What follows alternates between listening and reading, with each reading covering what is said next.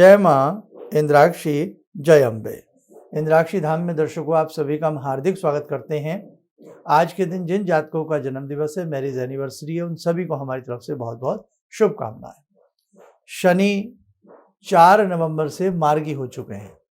मार्गी का क्या अर्थ है और किन किन राशियों पर शनि के मार्गी होने का शुभ और अच्छा प्रभाव आएगा, और जिन लोगों को ये डर है कि कहीं शनि की साढ़े सती, शनि की ढैया या शनि का ये मार्गीपन हमें दिक्कत में डाल दे, हम एक ऐसा अद्भुत अचूक केवल एक ही आपको उपाय बताएंगे।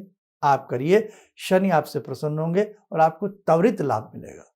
आइए पहले आज का हम पंचांग देखें। 6 नवंबर सन 2023, दिन सोमवार, संवत 2080, कार्तिक मास, कृष्ण पक्ष, तिथि नवमी, नक्षत्र आश्लेषा, राहु काल 7:30 से 9, दिशा शूल पूर्व दिशा। शनि न्याय के देवता है, शनि न्याय के स्वामी हैं, न्याय करते हैं। सेकंड, शनि की जो दृष्टि है, अगर किसी के ऊपर कुटिल रूप में पड़ जाए तो वो व्यक्ति या वो मीनार या वो स्थिति या वो सब कुछ एकदम नष्ट होने की कगार पे आ जाता है।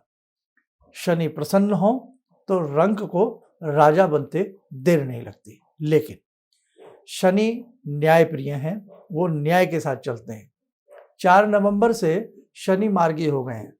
मार्गी होने का क्या अर्थ है? ग्रह क्या होता है? कई बार ग्रह वक्री होता है। अब शनि अब तक वक्री चल रहे थे 4 नवंबर से पहले, अब शनि जो है मार्गी हो गए। मार्गी और वक्री का फर्क समझ लीजिए। वक्री का मतलब होता है पीछे की तरफ चलना, जैसे एक गाड़ी बैक चलती है, और मार्गी का मतलब होता है गाड़ी का सीधे चलना, अपने रास्ते की तरफ बढ़ना।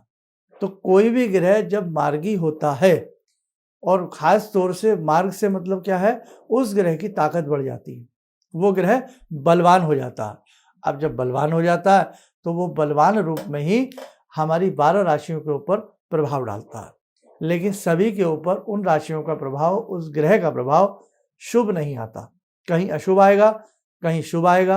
अब शनि किसी के जन्म से नीच के हों, वक्र होकर के उसको रिलीफ मिल रहा हो, और जैसे ही वो मार्ग में बढ़े और शनि जन्म के नीचे और नीच स्थिति में ही शनि की दृष्टि हो, या शनि का किसी ऐसे ग्रह के साथ कॉम्बिनेशन बैठा हो, तो तकलीफ का कारण बन सकता है।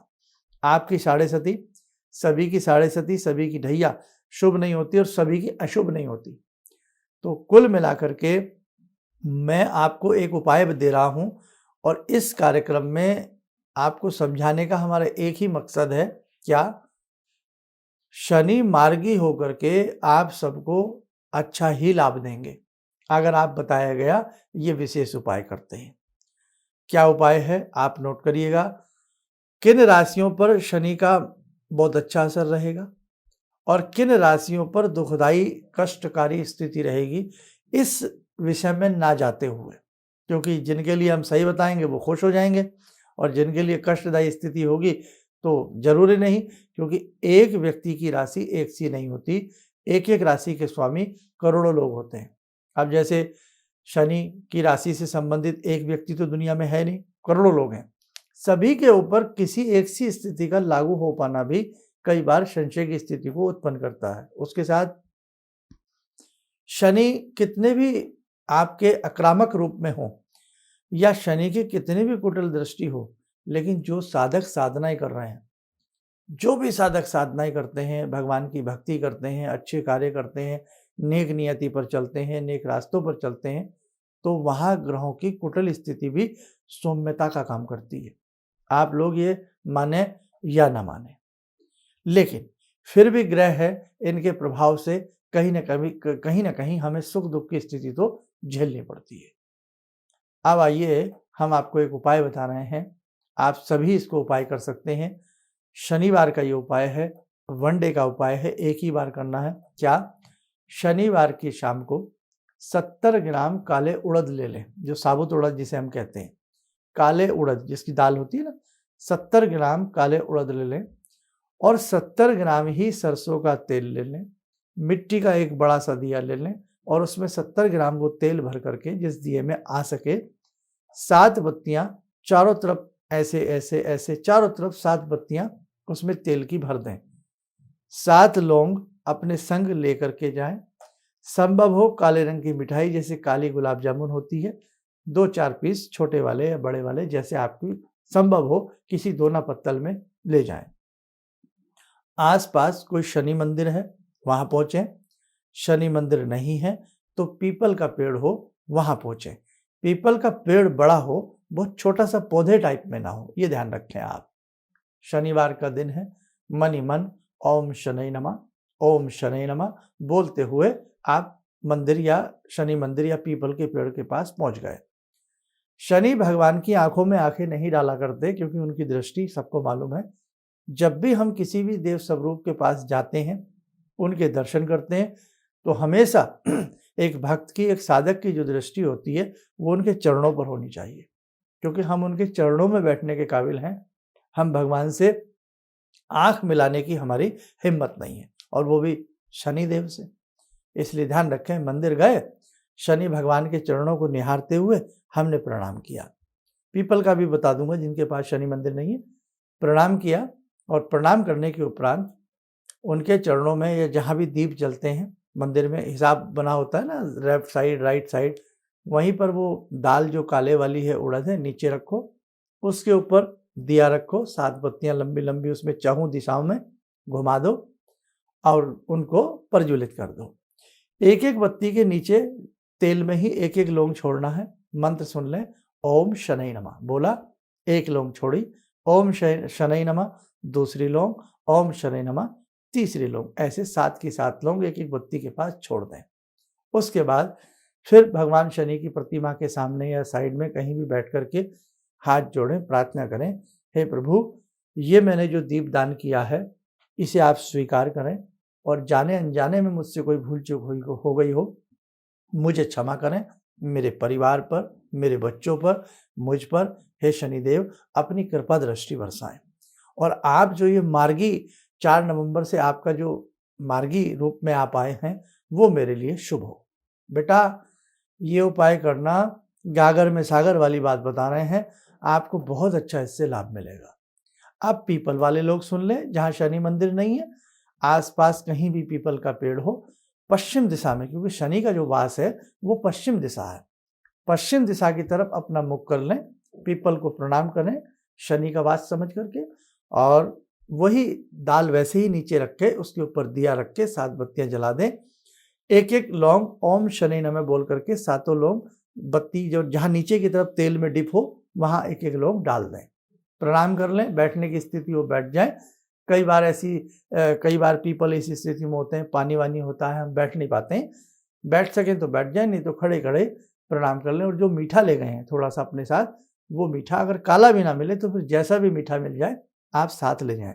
मंदिर में गए, मंदिर में चढ़ा दें, दोने में ले जाइएगा, जमीन व आदि पर नहीं रखना होता। वहां जाकर के वो मीठा भी भगवान को चढ़ावें।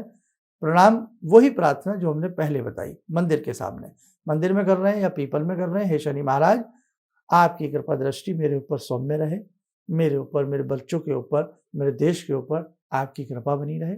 सबके लिए शुभ अच्छा चिंतन हमें करना चाहिए। जब हम सबके लिए शुभ सोचने लगते हैं ना, तो भगवान हमारा शुभ कर ही देते हैं, है ना। सबके भले में अपना भला सोचना चाहिए, ऐसी प्रार्थना करें। और यही कोई मुझसे भूल चूक हो गई हो, मुझे क्षमा करें। ये उपाय एक परिवार में से एक व्यक्ति अपने घर के सबके लिए कर सकता है, क्योंकि शनि जो मार्गी हुए हैं ये सबके लिए हुए हैं, किसी एक व्यक्ति विशेष के लिए नहीं हुए। ठीक है। दीप दान करने से भी वैसे भी लाभ मिलता है। दीपावली से पहले शनि का मार्ग में आना एक शुभ रूप में हम देख रहे हैं। और वैसे भी ये दीपावली का जो महीना है ये वैसे भी प्रकाश का पर्व मनाया जाता है। इसमें 5 दिवसीय हमारे 30 त्योहार शुरू हो जाएंगे। ऐसे ही यम का एक दीप जलता है जो 5 दिन तक अपने मुख्य दरवाजे पर जलाया जाता है। उसकी वीडियो आपको 1-2 रोज में शीघ्र मिल जाएगी, उसको आप देख लीजिएगा। और वो वीडियो आप सब अपने सर्च करना तो सबको अच्छे से समझ में आ जाएगा कि कैसे हम यम के निमित्त 5 दिवसीय का दीपदान करते हैं। ठीक है। और ऐसे ही पीपल पे प्रणाम करके, नमस्कार करके, अपने लिए भगवान से प्रार्थना करके कि आपकी कृपा दृष्टि मुझ पर सब पर बरसती रहे, और हे शनि भगवान, मैं आपको प्रणाम करता हूँ, करके आ जाइए। एक ही बार ये उपाय करना है, शनिवार की शाम को करना। क्लियर? सबको समझ में आ गया? आइए अब हम भगवती जगदम्बा से जुड़ते हैं। हे जगदम्बा, सभी का कल्याण करना, सभी के शुभ आशीष प्रदान करना, और जितने भी साधक भक्त इस कार्यक्रम को देख रहे हैं, हे देवी माँ, आपका वरदान सभी को प्राप्त हो। आइए जुड़ें। ॐ सिन्दूरारुणविग्रहां त्रिनयनां माणिक्यमौलिस्फुरात् स्तारानायकशेखरं स्मितमुखी वापेन वक्षोरुवां पाणिभ्यामलपूर्णरत्नचषकां रत्नोत्परां बिभ्रति सौम्यां रत्नगटस्थरक्तचरणां ध्यायेत् पराम् अम्बिकां खड्गं चक्रगदेषु चापपरिगान् शूलम्बुशोण्डिं शिरा शङ्खं संदधतीं करे स्त्रीनयनां सर्वाङ्गभूषावृताम् नीलासमद्युतिमास्य पाददशकां सेवे महाकालिकां यामास्तो स्वपितैहरो कमलजो हन्तुं मधुं कैटवम् विद्युद्दामसमप्रभां मृगपते स्कन्दस्थितां भीषणां कन्या विहकरवालखेटविलसा धस्ताविरासेवितां हस्तैश्चक्रगदाशिखेटविशिखां चापं गुणं तर्जनीं विप्राणामलिलात्मिकां शशिधरां दुर्गां त्रिनेत्रां भजे। कवच बना लें, ध्यान करें, देवी माँ का शुभ आशीष हम सबके ऊपर बरस रहा है।